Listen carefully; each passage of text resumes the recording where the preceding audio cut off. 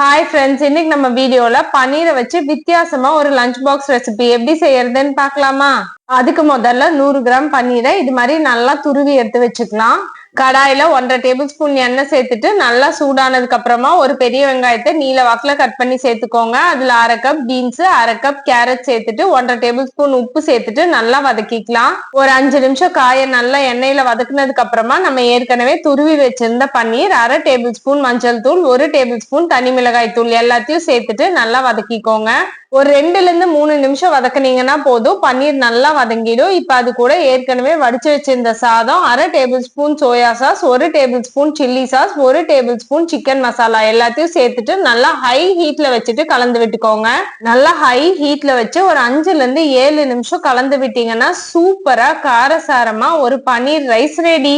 பன்னீர் சாப்பிடாத பசங்களுக்கு இது மாதிரி ஒரு வாட்டி ட்ரை பண்ணி பாருங்க. கண்டிப்பா இது ஒரு பெஸ்ட் லஞ்ச் பாக்ஸ் ஆப்ஷனா இருக்கும். பாய்.